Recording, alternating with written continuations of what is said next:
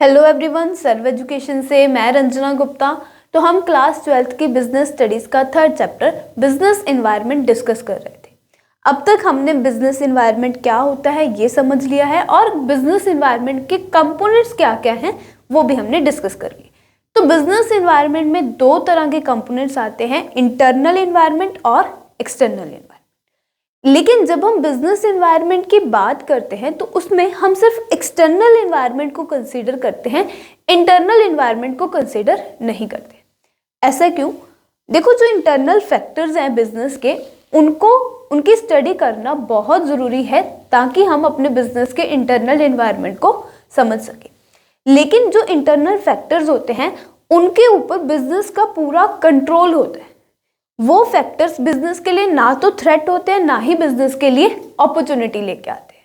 इसीलिए internal environment में जितने भी फैक्टर्स आते हैं उनको हम बिजनेस एनवायरनमेंट में कंसीडर नहीं करते, लेकिन उनकी स्टडी करना बहुत जरूरी है। अब दूसरी ओर जो एक्सटर्नल एनवायरनमेंट के फैक्टर्स हैं वो वाले फैक्टर्स होते हैं जिनके ऊपर बिजनेस का बिल्कुल भी कंट्रोल नहीं होता, और वो फैक्टर्स बिजनेस के लिए या तो थ्रेट होंगे या फिर अपॉर्चुनिटी होंगे। इसीलिए बिजनेस एनवायरनमेंट में हम क्या इंक्लूड करते हैं, सिर्फ एक्सटर्नल फैक्टर्स को ही इंक्लूड करते हैं। बिजनेस एनवायरनमेंट की डेफिनेशन में भी यही कहा गया है कि business environment is the sum total of those factors which influence the business and over which the business has no control. वो सारे फैक्टर्स का सम टोटल जो बिजनेस के आउटसाइड प्रेजेंट हैं और जो बिजनेस को इन्फ्लुएंस भी करते हैं, लेकिन जिनके ऊपर बिजनेस का कोई भी कंट्रोल नहीं है, वो फैक्टर्स मिलके क्या बनाते हैं, बिजनेस एनवायरनमेंट। तो ऐसे कौन से फैक्टर्स हैं जिनके ऊपर बिजनेस का कंट्रोल नहीं होता? External factors. तो इसीलिए जब हम बिजनेस एनवायरनमेंट की बात करेंगे तो उसमें सिर्फ कौन से फैक्टर्स इंक्लूड करेंगे?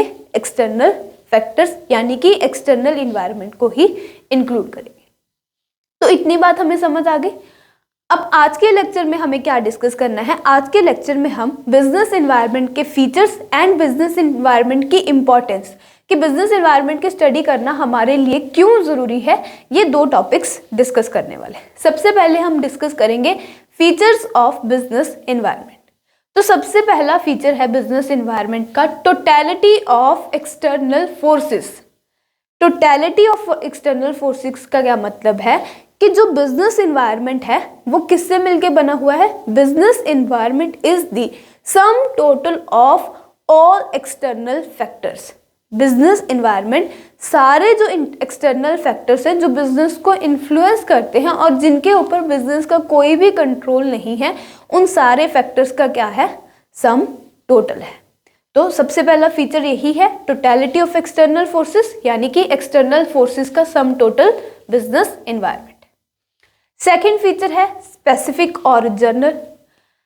एक्सटर्नल एनवायरनमेंट में हमने दो तरह के एक्सटर्नल एनवायरनमेंट्स डिस्कस किए थे, एक तो माइक्रो एनवायरनमेंट और मैक्रो एनवायरनमेंट, यानी कि स्पेसिफिक और जनरल एनवायरनमेंट।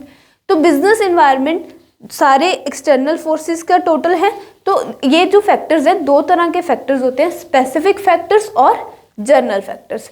स्पेसिफिक फैक्टर्स में वो सारे फैक्टर्स आ जाएंगे जो किसी एक बिजनेस को स्पेसिफिकली अफेक्ट करते हैं, और जनरल फैक्टर्स में वो सारे फैक्टर्स आ जाएंगे जो ऑलमोस्ट हर एक बिजनेस को जनरल लेवल पे अफेक्ट करते हैं, यानी कि उन फैक्टर्स के चेंज होने से हर एक बिजनेस पे कुछ ना कुछ अफेक्ट पड़ेगा। थर्ड पॉइंट है हमारे पास इंटर रिलेटेडनेस।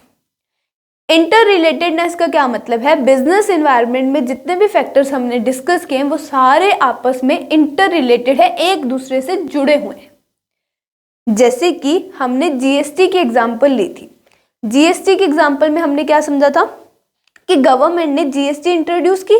अब गवर्नमेंट का डिसीजन था जीएसटी इंट्रोड्यूस करना, तो ये तो हुआ पॉलिटिकल एनवायरनमेंट। जीएसटी इंट्रोड्यूस करने के लिए एक लॉ बनाया गया, तो ये हो गया लीगल एनवायरनमेंट का फैक्ट।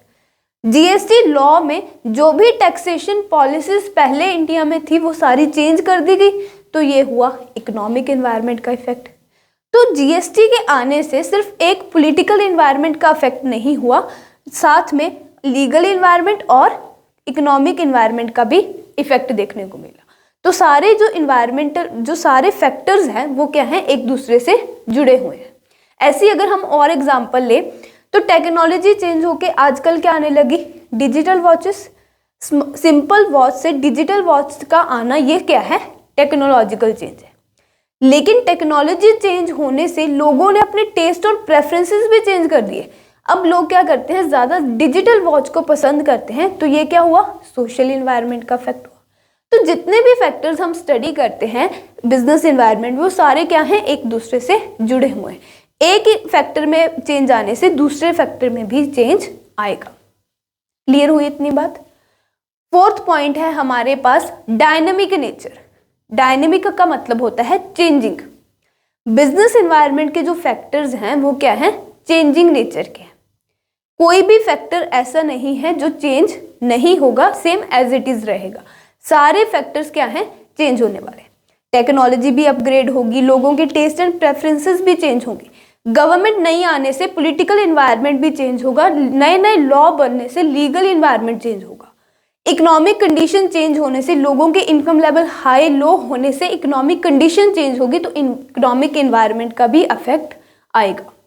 तो कोई भी फैक्टर ऐसा नहीं है जो हमेशा सेम एज इट इज ही रहे, सारे फैक्टर्स क्या हैं, चेंजिंग नेचर के हैं। सो बिजनेस एनवायरनमेंट क्या हुआ, डायनेमिक नेचर, चेंजिंग नेचर का है। क्लियर हुई इतनी बात। अब नेक्स्ट पॉइंट है हमारे पास अनसर्टेनिटी। अनसर्टेनिटी का क्या मतलब है, बिजनेस एनवायरनमेंट जो है वो अनसर्टेन है, सर्टेन नहीं है। मतलब कि देखो लास्ट पॉइंट में हमने क्या डिस्कस किया कि बिजनेस एनवायरनमेंट डायनेमिक नेचर का है, चेंजिंग नेचर का है। ठीक है, हमें इतना समझ आ रहा है कि बिजनेस एनवायरनमेंट के फैक्टर्स में चेंज आएगा, लेकिन किस फैक्टर में कितना चेंज आ जाएगा, क्या हम वो पता लगा सकते हैं? नहीं, वो हम पता नहीं लगा सकते कि टेक्नोलॉजी कितनी चेंज हो जाएगी, लोग अपना टेस्ट एंड प्रेफरेंस किस हद तक चेंज कर लेंगे, ये चीज़ हम पता नहीं लगा सकते। इसीलिए बिजनेस एनवायरनमेंट जो है वो अनसर्टेन है कि इनके फैक्टर्स में कितना चेंज आ जाएगा उसका हम पता नहीं लगा सकते। क्लियर हुई इतनी बात। नेक्स्ट पॉइंट है कॉम्प्लेक्सिटी। सारे फैक्टर्स एक दूसरे से जुड़े हुए हैं, इसीलिए इनकी स्टडी करना क्या है, कॉम्प्लेक्स हो जाता है कि हम पता नहीं लगा सकते कि बिजनेस में जो चेंज आया है वो किस फैक्टर के कारण आया है। जैसे जीएसटी के आने से पॉलिटिकल चेंज भी हुआ, लीगल चेंज भी हुआ और इकोनॉमिक चेंज भी हुआ। तो हम ये नहीं कह सकते कि ये सिर्फ पॉलिटिकल चेंज है या फिर लीगल चेंज है या फिर इकोनॉमिक चेंज है। तो बिजनेस एनवायरनमेंट के फैक्टर्स एक दूसरे से इंटर रिलेटेड हैं, इसीलिए इनकी स्टडी करना भी क्या है, कॉम्प्लेक्स है। लास्ट पॉइंट है रिलेटिविटी। बिजनेस एनवायरनमेंट जो है वो बिजनेस की लोकल कंडीशन से रिलेटेड होता है। मतलब कि जिस जगह पे आपका बिजनेस होगा वहाँ की जो लोकल कंडीशंस होगी, बिजनेस एनवायरनमेंट भी वहाँ से रिलेटेड होगा। जैसे कि अगर हम इंडिया की बात करें तो इंडिया में अलग तरह का फैशन है, अलग तरह की टेक्नोलॉजी यूज़ की जाती है, लोगों के ट्रेडिशंस अलग हैं। वहीं अगर हम यूएसए कनाडा की बात करें तो वहाँ के ट्रेडिशंस कुछ और हैं, वहाँ के फैशन कुछ और है, वहाँ टेक्नोलॉजी कुछ और यूज़ की जाती है। तो बिजनेस एनवायरनमेंट जो है वो जिस तरह की लोकल कंडीशंस है हमारे आसपास की, उस लोकल कंडीशन से रिलेटेड होगा। यानी कि कनाडा का बिजनेस एनवायरनमेंट कुछ और होगा, इंडिया का बिजनेस एनवायरनमेंट कुछ और होगा। इवन कि इंडिया में पंजाब, गुजरात, महाराष्ट्र में भी जो लोकल कंडीशंस है वो एक दूसरे से डिफरेंट है, तो वहाँ का भी बिजनेस एनवायरनमेंट क्या होगा, एक दूसरे से डिफरेंट होगा। तो बिजनेस एनवायरनमेंट जिस जगह पे बिजनेस है वहाँ की लोकल कंडीशन से रिलेटेड होता है, इसीलिए हर जगह जहाँ पे कंडीशंस अलग अलग होगी वहाँ पे बिजनेस एनवायरनमेंट भी क्या होगा, अलग अलग होगा। तो ये 7 फीचर्स हैं बिजनेस एनवायरनमेंट के। क्लियर हुए आप सभी को? एक बार समराइज करते हैं। सबसे पहला फीचर है टोटलिटी ऑफ एक्सटर्नल फोर्सेस, कि सारे एक्सटर्नल फोर्सेस का सम टोटल है बिजनेस एनवायरनमेंट। नेक्स्ट है स्पेसिफिक और जनरल। एक्सटर्नल फोर्सेस जो हैं वो 2 तरह के हैं, स्पेसिफिक और जनरल। थर्ड पॉइंट है इंटर रिलेटेड, सारे फैक्टर्स एक दूसरे से जुड़े हुए हैं, इंटर रिलेटेड हैं। फोर्थ पॉइंट है dynamic nature, business environment changing nature है। फिफ्थ पॉइंट है अनसर्टेनिटी, कि बिजनेस एनवायरनमेंट के फैक्टर्स में कितना चेंज आ जाएगा उसका पता हम नहीं लगा सकते, इसीलिए बिजनेस एनवायरनमेंट अनसर्टेन है। सिक्स्थ पॉइंट है कॉम्प्लेक्सिटी, मतलब कि बिजनेस एनवायरनमेंट की स्टडी क्या है, बहुत ही कॉम्प्लेक्स है। क्यों? क्योंकि सारे जो फैक्टर्स हैं वो एक दूसरे से इंटर रिलेटेड। लास्ट पॉइंट है रिलेटिविटी, लोकल कंडीशन से रिलेटेड होता है किसी भी जगह का बिजनेस एनवायरनमेंट। सारे पॉइंट्स क्लियर हुए। अब नेक्स्ट हम डिस्कस करेंगे इंपॉर्टेंस ऑफ बिजनेस एनवायरनमेंट, कि बिजनेस एनवायरनमेंट की स्टडी करना हमारे लिए क्यों जरूरी है। बिजनेस एनवायरनमेंट हमें समझ आ गया क्या है, बिजनेस एनवायरनमेंट में किस तरह के फैक्टर्स हैं वो भी हमें समझ आ गया, लेकिन इन फैक्टर्स को स्टडी करना, इन फैक्टर्स को समझना किसी भी बिजनेसमैन के लिए क्यों जरूरी है, वो हम डिस्कस करेंगे इंपॉर्टेंस ऑफ बिजनेस एनवायरनमेंट। तो सबसे पहला पॉइंट है हमारे पास फर्स्ट मूवर एडवांटेज। अब देखो बिजनेस एनवायरनमेंट में हमने एक बार डिस्कस की कि फैक्टर्स, वो फैक्टर्स जिनके ऊपर हमारा बिल्कुल भी कंट्रोल नहीं है, वो या तो हमारे बिजनेस के लिए थ्रेट होंगे या फिर हमारे बिजनेस के लिए अपॉर्चुनिटी होंगी। अब मान लो कि उन फैक्टर से हमारे बिजनेस के लिए कुछ ना कुछ अपॉर्चुनिटी है, तो जो बिजनेसमैन इन फैक्टर्स के ऊपर कांस्टेंट वॉच रखेगा, इन फैक्टर्स को प्रॉपरली स्टडी करेगा, तो वो उस अपॉर्चुनिटी का क्या ले सकता है, फर्स्ट मूवर एडवांटेज ले सकता है, यानी कि अपने कंपटीटर से पहले उस अपॉर्चुनिटी का बेनिफिट ले सकता है। तो अगर बिजनेसमैन बिजनेस एनवायरनमेंट की स्टडी करता है तो उसे फर्स्ट मूवर एडवांटेज लेने का मौका मिल सकता है। क्लियर हुआ फर्स्ट पॉइंट। नेक्स्ट पॉइंट है वार्निंग सिग्नल। अब देखो अपॉर्चुनिटी का हमें समझ आ गया कि अगर अपॉर्चुनिटी होगी तो बिजनेस एनवायरनमेंट की स्टडी करके हम उसकी फर्स्ट मूवर एडवांटेज ले सकते हैं, लेकिन अगर फैक्टर्स के कारण हमारे बिजनेस को कोई थ्रेट हुआ तो अगर हम बिजनेस एनवायरनमेंट की स्टडी करेंगे तो उस थ्रेट का भी हमें पहले से ही पता लग सकता है और वो हम एज अ वार्निंग सिग्नल लेके हमारे बिजनेस को उस अकॉर्डिंग चेंज कर लेंगे, ताकि हमारे बिजनेस को उस थ्रेट से ज़्यादा लॉस ना हो। तो अगर अपॉर्चुनिटी है तो उसका हम फर्स्ट मूवर एडवांटेज ले सकते हैं बिजनेस एनवायरनमेंट की स्टडी करके, और अगर थ्रेट है तो वो थ्रेट हमारे लिए क्या बन सकता है, वार्निंग सिग्नल, अगर हम बिजनेस एनवायरनमेंट की स्टडी करते हैं कॉन्स्टेंटली। क्लियर हुई इतनी बात। अब थर्ड पॉइंट है इंपॉर्टेंस का, टैपिंग यूजफुल रिसोर्सेज। अब देखो यार, बिजनेस ऑपरेट करने के लिए हमें बहुत सारे रिसोर्सेज चाहिए होते हैं, मैन, मटेरियल, मशीनरी, बहुत तरह के रिसोर्सेज चाहिए। अब ये जो रिसोर्सेज है वो हमें कहाँ से मिलते हैं, हमारे इन्वायरमेंट से ये सारे रिसोर्सेज हमें मिलते हैं।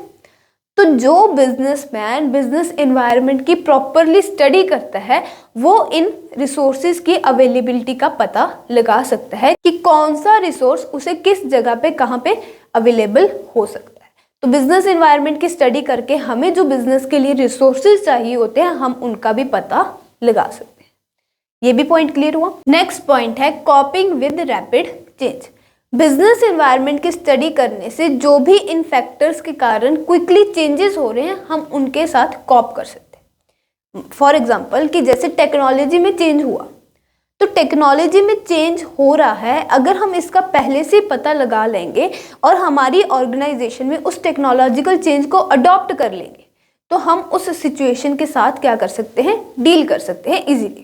ऐसे ही बाकी जो भी फैक्टर्स चेंज हो रहे हैं वो बहुत जल्दी क्विकली चेंज होते हैं। अगर हम कॉन्स्टेंटली बिजनेस एनवायरनमेंट के ऊपर वॉच रखेंगे, उसकी स्टडी करते रहेंगे, तो उससे क्या हो सकता है, हम सारे फैक्टर्स के कारण जो हमारे बिजनेस में चेंज होने वाला है उससे इजीली डील कर सकते हैं। क्लियर हुआ ये भी पॉइंट। तो नेक्स्ट पॉइंट है हमारे पास assisting in planning and policy formulation. Business environment की स्टडी करने से हमें प्लान्स बनाने में, पॉलिसीज फॉर्मुलेट करने में भी हेल्प मिल जाती है। फॉर एग्जाम्पल कि अगर आप एक नया फास्ट फूड बिजनेस ओपन करना चाहते हो तो अगर आप किसी ऐसी जगह बिजनेस ओपन करोगे जहाँ के लोग हेल्थ कॉन्शियस है तो क्या आपका बिजनेस चलेगा? बिल्कुल नहीं चलेगा। तो उसके लिए पहले आपको अपने आसपास के एनवायरनमेंट की स्टडी करनी पड़ेगी कि हमारे आसपास के लोग क्या चीज़ ज़्यादा प्रेफर करते हैं, हेल्थ कॉन्शियस है या फिर फास्ट फूड प्रेफर करते हैं, किस तरह का फास्ट फूड प्रेफर करते हैं, किस क्वालिटी का फास्ट फूड प्रेफर करते हैं और कितने प्राइस पे प्रेफर करेंगे। ये सारी चीज़ों का ध्यान रखने के लिए आपको क्या चीज़ करनी पड़ेगी, बिजनेस एनवायरनमेंट की स्टडी करनी पड़ेगी। तो बिजनेस एनवायरनमेंट हमें बिजनेस में जो हम प्लान्स बना रहे हैं, पॉलिसीज फॉर्मुलेट करते हैं, वो बनाने में भी हेल्प करता है। क्लियर हुआ पॉइंट। अब लास्ट पॉइंट है हमारे पास इम्प्रूवमेंट इन परफॉर्मेंस। अब देखो यार, इंपॉर्टेंस में हमने कितने सारे पॉइंट्स डिस्कस किए कि अगर बिजनेस एनवायरनमेंट की हम स्टडी करेंगे तो उससे हम फर्स्ट मूवर एडवांटेज ले सकते हैं, एक वार्निंग सिग्नल मिल सकता है हमें, रिसोर्सेज, यूजफुल रिसोर्सेज हमें कहाँ अवेलेबल होंगे वो पता लगा सकते हैं, जो क्विकली चेंजेस हो रहे हैं बिजनेस में उनसे डील कर सकते हैं, प्लानिंग कर सकते हैं, पॉलिसीज फॉर्मुलेट करने में भी हमें हेल्प होती है। तो कितनी सारी चीज़ें हो रही हैं। अगर हम कांस्टेंट बिजनेस इन्वायरमेंट की स्टडी करेंगे तो इन सारी चीज़ों से हमारे बिजनेस की परफॉर्मेंस क्या होगी, इम्प्रूव हो जाएगी। अगर हम फर्स्ट मूवर एडवांटेज ले पा रहे हैं तो हमारे बिजनेस के लिए बेनिफिट है। अगर हम वार्निंग सिग्नल की तरह भी बिजनेस इन्वायरमेंट को यूज़ कर रहे हैं तो हम आने वाले लॉस से अपने बिजनेस को बचा सकते हैं। रिसोर्सेज का पता लगा सकते हैं कि कहाँ पे अच्छे रिसोर्सेज मिलेंगे, तो इससे हमारी परफॉर्मेंस इम्प्रूव हो जाएगी। जो बिजनेसमैन बिजनेस इन्वायरमेंट की स्टडी नहीं करेगा वो ना तो फर्स्ट मूवर एडवांटेज ले पाएगा और ना ही बिजनेस इन्वायरमेंट को वार्निंग सिग्नल की तरह यूज़ करके अपने बिजनेस को आने वाले लॉस से बचा सकते हैं। तो उसकी परफॉर्मेंस क्या होगी, डाउन जाएगी। तो इसीलिए बिजनेस इन्वायरमेंट की कांस्टेंट स्टडी करने से हम अपने बिजनेस की इम्प्रूवमेंट कर सकते हैं, परफॉर्मेंस इम्प्रूव कर सकते हैं। तो क्लियर हुए सारे पॉइंट्स कि बिजनेस इन्वायरमेंट की स्टडी करना हमारे लिए क्यों ज़रूरी है। अगर आप बिजनेस इन्वायरमेंट की स्टडी करोगे तो आप फर्स्ट मूवर एडवांटेज ले सकते हो, आपको एक वार्निंग सिग्नल मिल सकता है, आप रिसोर्सेज का पता लगा सकते हो, चेंजेस से डील कर सकते हो, प्लानिंग और पॉलिसीज बनाने में भी हेल्प मिलती है और हमारे बिजनेस की परफॉर्मेंस भी इम्प्रूव होती है। तो होप आपको features and importance of business environment समझ आया होगा। अगर आपका कोई भी डाउट हो, कोई भी क्वेरी हो तो आप हमें कमेंट सेक्शन में अपनी क्वेरी ड्रॉप कर सकते हो या फिर डिस्क्रिप्शन में मेंशन किसी भी अकाउंट के थ्रू अपनी क्वेरी हमसे पूछ सकते हो। Thank you so much. मिलते हैं नेक्स्ट लेक्चर में, तब तक के लिए हैव अ गुड डे।